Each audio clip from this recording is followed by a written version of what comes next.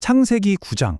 와, 이 이야기는 정말 대홍수가 끝나고 인류가 두 번째 기회를 얻는 그런 엄청난 이야기잖아요. 근데 거기서 끝이 아니에요. 희망만 있는 게 아니라 인간적인 실수, 갈등이 또 시작되거든요.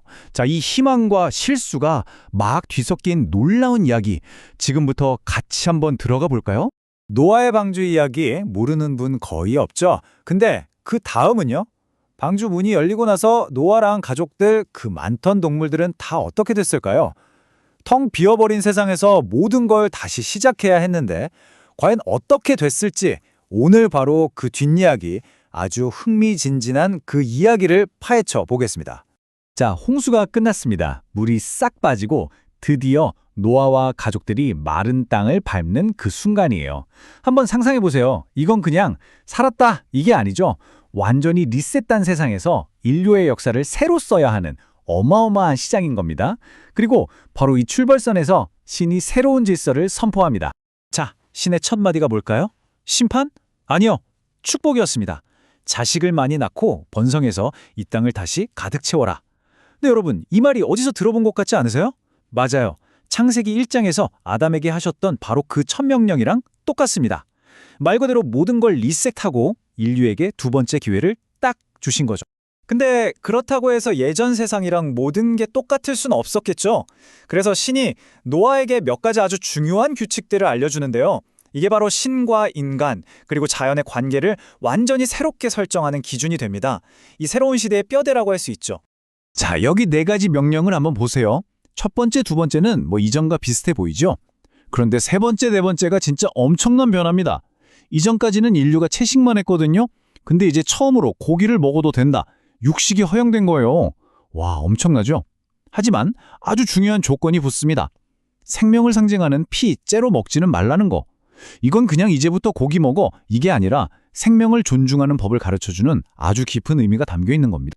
그리고 여기서 정말 가장 무겁고 중요한 규칙이 선포됩니다. 바로 인간의 생명에 대한 거예요. 이 구절이 정말 흥미로운데 왜 사람의 목숨이 그렇게 소중한가? 그 이유를 딱 못 박아줘요. 왜냐? 바로 하느님의 모습대로 만들어졌기 때문이라는 거죠. 이게 나중에 인간 사회의 법과 질서를 세우는 가장 근본적인 원리가 되는 겁니다. 자, 이렇게 좀 엄격한 규칙들을 쫙 선포하고 나서 분위기가 확 바뀝니다. 신이 이번에는 희망과 약속에 대해 이야기하기 시작해요. 이게 그냥 노아하고만 맺는 약속이 아니에요. 땅 위에 있는 모든 생명체랑 아주 특별한 약속, 바로 언약이라는 걸 맺습니다. 여기서 언약이라는 단어 중요합니다. 우리가 친구랑 하는 그런 약속이랑은 차원이 달라요. 이건 절대로 깨트릴 수 없는 영원하고 아주 엄숙한 계약 같은 거죠. 그리고 진짜 중요한 포인트가 뭐냐면 이 약속이 인간만을 위한 게 아니라는 거예요. 하늘의 새, 땅의 짐승, 지구의 모든 생명체를 향한 약속이었습니다. 스케일이 엄청나죠? 근데 이런 영원한 약속, 말로만 하면 잊어버릴 수도 있잖아요. 그래서 신이 눈에 보이는 증표를 하나 딱 주십니다. 그게 바로 무지개예요. 비가 그치고 구름 사이에 쫙 뜨는 그 무지개. 그게 바로 다시는 물로 세상을 심판하지 않겠다는 신의 약속을 신 스스로와 우리 인간 모두에게 계속해서 알려주는 아름다운 사인이 된 거죠.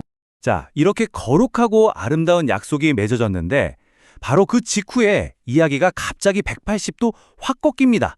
아주 인간적이고 좀 어두운 가족 드라마로요. 그 위대했던 노아가 한 번의 실수를 저지르거든요. 그리고 그 실수에 대한 아들들의 반응이 앞으로 닥칠 비극의 씨앗이 됩니다. 대홍수 이후에 노아는 농부가 돼요. 그리고 인류 최초로 포도밭을 일군 사람이 되죠. 대단하죠? 그런데 그 위대한 영웅이 자기가 직접 만든 포도주에 그만 너무 취해버린 겁니다. 그래서 자기 천막 안에서 벌거벗은 채로 그냥 잠들어 버려요. 바로 이 무방비하고 어찌 보면 참 나약한 모습에서 새로운 비극이 시작됩니다. 자, 바로 이 순간 아들들의 반응이 정말 극명하게 갈립니다. 둘째 아들 함이 이걸 본 거예요. 아버지의 그 수치스러운 모습을.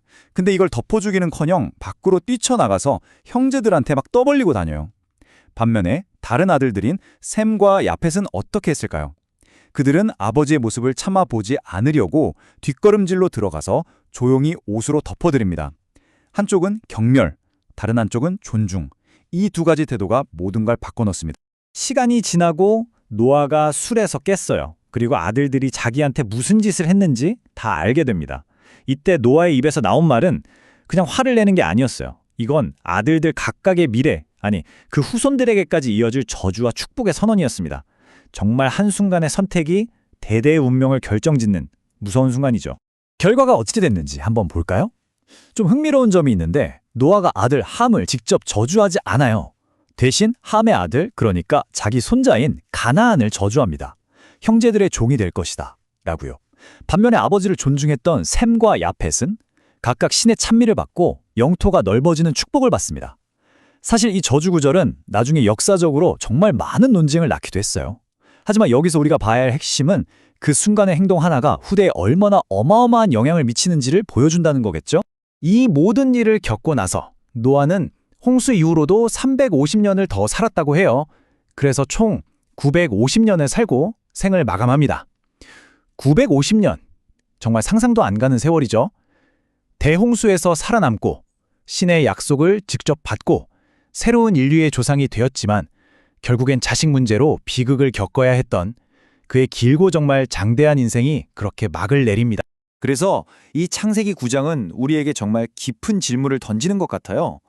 한쪽엔 하늘의 무지개, 신의 영원한 약속이 있고 다른 한쪽엔 포도주에 취한 아버지와 아들들의 실수, 인간의 나약함이 있잖아요. 이 두 가지가 어떻게 한 이야기 안에서 같이 존재할 수 있을까요? 어쩌면 이게 바로 우리 삶의 모습 아닐까요? 위대한 가능성과 어이없는 실수가 늘 공존하는 거예요.